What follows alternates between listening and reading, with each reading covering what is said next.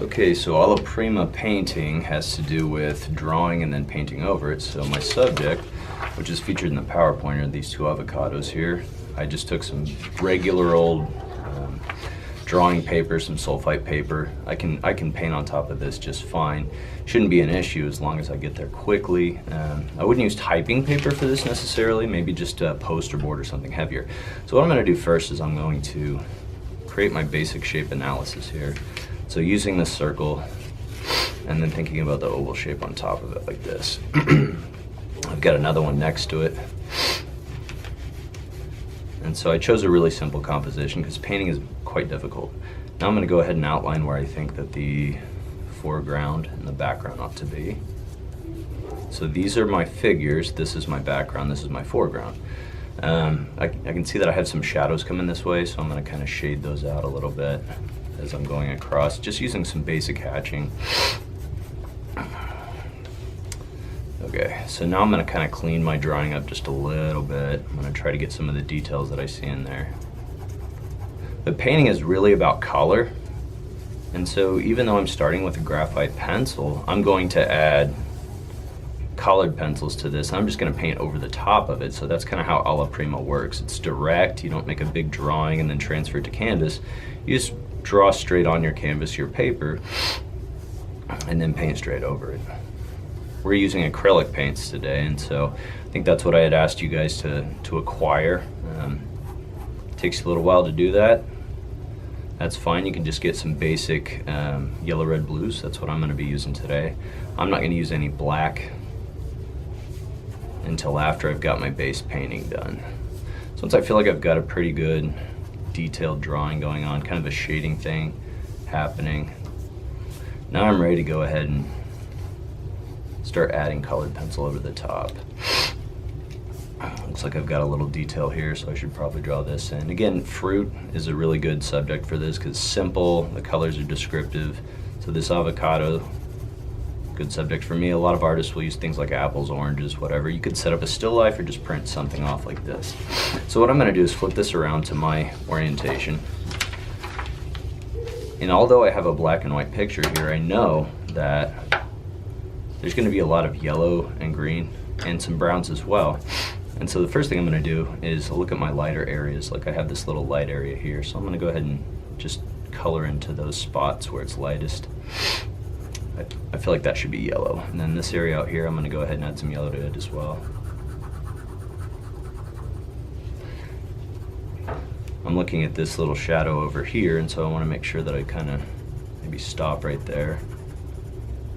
I'll add a little bit of yellow in there, but I want it more intense here. Just a little here to add to some of the other stuff. And I see that I've got this scenario here, so I'm going to go ahead and sketch that in. Again, sometimes working from a 2D reference is a little bit easier.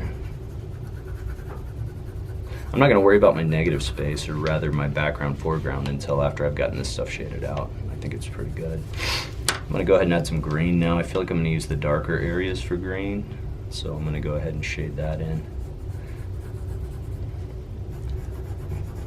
When I start painting, I'm going to try to do quick mixing as much as possible.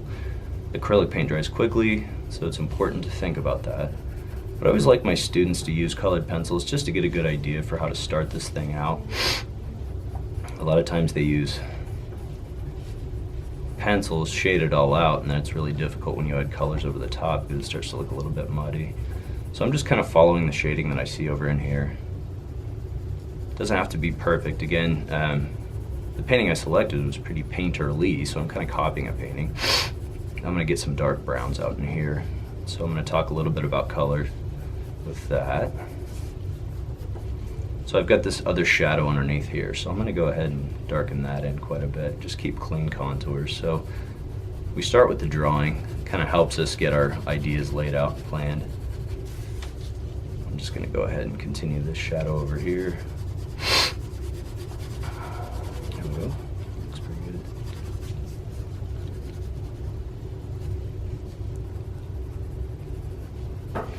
Okay, so to get some browns in here, I'm actually going to use a complement to green. So green and red together, if I lay them one over the other, I can achieve a brown.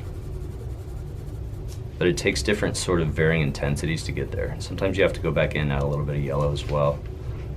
But you can see the red's really powerful compared to the green. So what I'll probably do is go with an intensive green, and then I'll just drop a little bit of red over it to try to get that more neutral brown.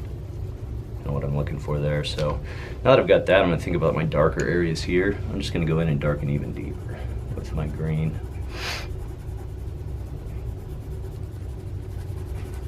So you really think about color families when you're doing this.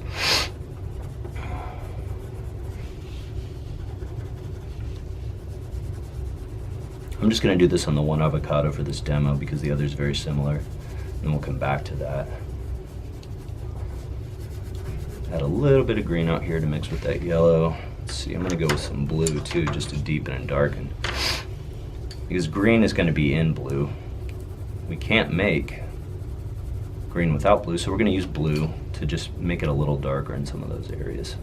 Again, instead of using black, we want to think in terms of color. Color does have value, it gets darker in certain areas. So as I'm adding this over the top, you really can't see it necessarily as like a bright blue. It's blending in with the other colors. So I'm kind of practicing the idea of laying down color, which is basically like a painting technique with the Alla Prima.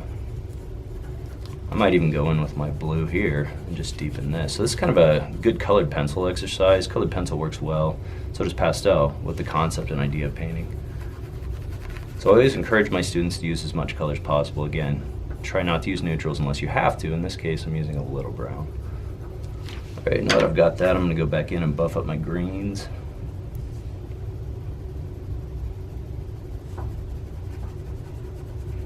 Make them a little heavier, where I feel like it should be darker. Now I'm going to go in with my red, and I'm going to try to achieve like a brown look in there. So I'm just going to work over the top and make it a little darker. I'm kind of using a scribble gesture here to get it to blend better. I'm just going in light. So I'm trying to make this look like a painting. So I want it to be painterly. It's going to help me when I start painting over it. It's going to help me really see, hopefully, where I can use these colors, blend them together, and then start to really model this form out. That's why I say use a simple form, like a piece of fruit or something, that you can analyze with basic shapes.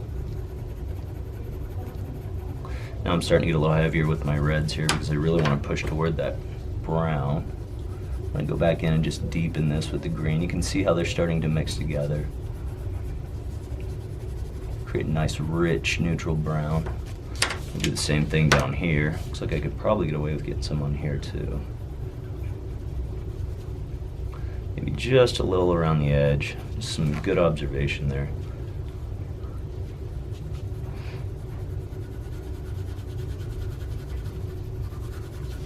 Okay, I'm feeling pretty good about that. I might add just a little bit more like lighter green up in here, so I'm coming back to the yellow again. Maybe mix with a little bit of green and blue. And when I'm satisfied with the painterly look of this, then I'm ready to start painting over the top of it. We just want to use pure colors to do that. We'll come back and do highlights later. That'll be a second video. So, gonna call that good. Now I'm gonna work on this other one. And the idea is that I'll deepen this out with some like browns and maybe blacks and stuff, but I really want these to be bold. So I want to continue using color just to describe them. Up in here, I'll probably go with a much lighter tan. I might reference my color image when I do that.